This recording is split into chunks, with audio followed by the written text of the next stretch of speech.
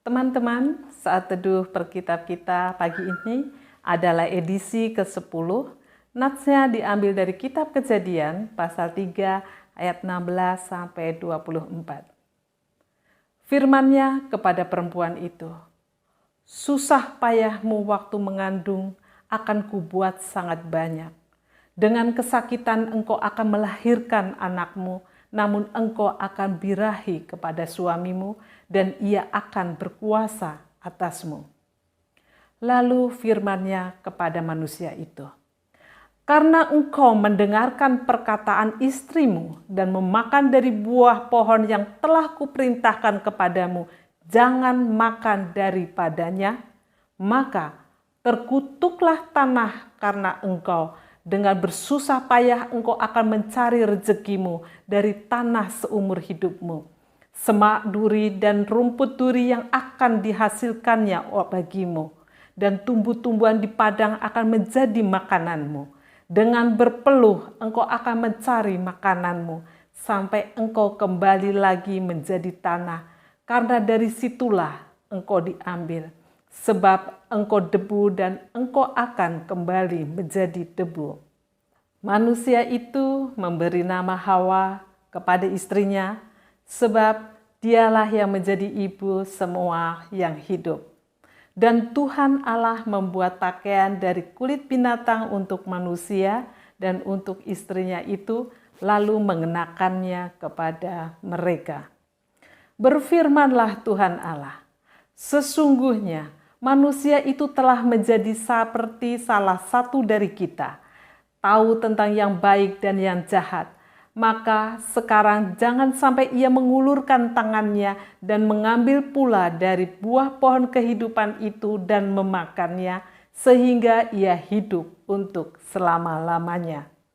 Lalu Tuhan Allah mengusir dia dari Taman Eden, supaya ia mengusahakan tanah dari mana ia diambil. Ia menghalau manusia itu, dan di sebelah timur Taman Eden ditempatkannya beberapa kerub dengan pedang yang bernyala-nyala dan menyambar-nyambar untuk menjaga jalan ke pohon kehidupan. Sekarang marilah kita merenungkan pembahasannya. Teman-teman, Kejadian pasal 3 ayat 16 sampai dengan 24 sangat penting untuk kita renungkan bersama. Dalam ayat-ayat sebelumnya, manusia jatuh ke dalam dosa.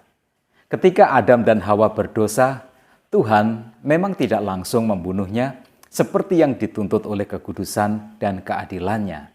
Tetapi Tuhan juga tidak berkata kepada Adam dan Hawa, "Tidak apa-apa Adam, jangan khawatir soal itu, walau Dia adalah Tuhan yang Maha Kasih." Dosa adalah hal yang sangat serius, dan Tuhan menanganinya secara serius.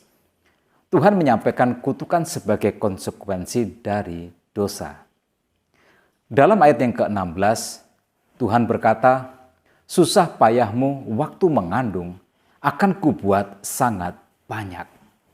Dengan kesakitan engkau akan melahirkan anakmu, namun engkau akan birahi kepada suamimu dan dia akan berkuasa atasmu." Kutukan untuk wanita ini ada dua.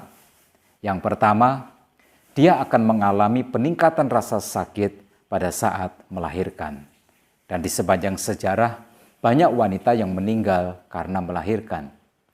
Kita perlu memahami bahwa hukuman yang dijatuhkan kepada Hawa dan juga kepada Adam tidak hanya mempengaruhi mereka saja, tetapi semua orang di sepanjang sejarah kehidupan ini. Salah satu alasan Tuhan meningkatkan rasa sakit wanita pada saat dia melahirkan untuk memberi gambaran rasa sakit yang nantinya akan ditanggung oleh Tuhan Yesus untuk melahirkan anak-anak rohaninya. Tuhan Yesus menderita disalibkan, menebus dosa manusia, agar kita yang percaya diberi kuasa sebagai anak-anak Allah dan menyebut Allah kita sebagai Ya Aba, Ya Bapa. Tentunya penderitaan Yesus yang tak terlukiskan adalah terpisah dari Allah karena memikul dosa manusia. Kutukan yang kedua untuk wanita berkaitan dengan hubungannya dengan suaminya. engkau akan birahi kepada suamimu dan ia akan berkuasa atasmu. Seks tidak dikutuk oleh Tuhan.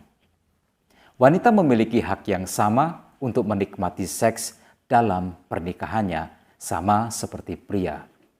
Tetapi ungkapan birahi menunjuk kepada sebuah berkah yang anggun untuk mengimbangi kutukan rasa sakit pada saat melahirkan. Namun ada yang menafsirkan birahi ini dalam arti keinginan untuk mendominasi. Wanita yang merebut otoritas suaminya dengan memakan buah terlarang dikutuk untuk memiliki kecenderungan mendominasi suaminya. Tetapi Tuhan menetapkan bahwa suaminya lah yang berkuasa atas istrinya. Karena itu dapat dipahami untuk memulihkan pernikahan, Rasul Paulus memerintahkan para istri agar tunduk kepada suaminya serta berhenti mendominasi suaminya. Dan suami dengan lemah lembut mengasihi dan memimpin istrinya. Sedangkan kutukan untuk pria disampaikan di dalam ayat yang ke-17 sampai dengan ayat yang ke-19. Karena engkau mendengarkan perkataan istrimu dan memakan dari buah pohon yang telah kuperintahkan kepadamu, jangan makan daripadanya, maka terkutuklah tanah karena engkau. Dengan bersusah payah, engkau akan mencari rezekimu dari tanah seumur hidupmu. Semak duri dan rumput duri yang akan dihasilkannya bagimu. Dan tumbuh-tumbuhan di padang akan menjadi makananmu. Dengan berpeluh, engkau akan mencari makananmu, sampai engkau kembali lagi menjadi tanah, karena dari situlah engkau diambil. Sebab engkau debu dan engkau akan kembali menjadi debu. Dosa Adam bukan hanya memakan buah terlarang, tetapi dia membiarkan istrinya berkuasa atas dirinya. Kutukan pada pria mencakup dua bidang, tanah dikutuk dan kematian fisik yang pasti terjadi. Manusia harus bekerja keras untuk kehidupannya. Semula bekerja adalah hal yang menyenangkan, tetapi setelah kejatuhan dosa, manusia dilemparkan pada dunia kerja yang keras dan yang kejam. Begitu juga kematian fisik. Kematian fisik akan meninggalkan rasa kehilangan yang mendalam dan kesedihan yang juga mendalam bagi keluarga yang ditinggalkan. Namun ini adalah hal yang tak dapat dielakkan. Tetapi puji kepada Tuhan, Allah memberikan keselamatan untuk akibat dosa yang paling mengerikan, yaitu kematian kekal. Untunglah Adam memberi nama istrinya Hawa seperti yang dikatakan di dalam ayat yang ke-20, yang artinya pemberi kehidupan, ibu dari segala yang hidup. Setelah perbuatannya itu, orang lain mungkin akan memanggilnya nenek lampir atau si pembawa sial. Tetapi Adam memberi nama istrinya Hawa, ibu dari segala yang hidup. Ini adalah tanggapan iman Adam atas janji keselamatan Tuhan, bahwa dari keturunan Hawa akan lahir juru selamat seperti yang dijanjikan di dalam ayat yang ke-15.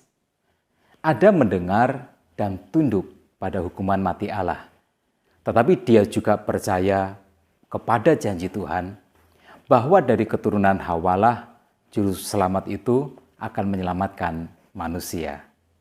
Jadi dengan iman Adam menamai istrinya Hawa jauh sebelum Hawa mengandung dan melahirkan. Dalam ayat yang ke-21 Tuhan menutupi ketelanjangan Adam dan Hawa dengan kulit binatang. Ini adalah merupakan tindakan Allah memenuhi kebutuhan praktis manusia akan pakaian, tetapi ini juga menjadi gambaran akan apa yang akan dilakukan Allah di kemudian hari, yaitu menutupi ketelanjangan dosa manusia dengan darah Yesus Kristus yang menyucikan kita dari dosa. Setelah mendandani Adam dan Hawa, Tuhan mengusir mereka dari Taman Eden.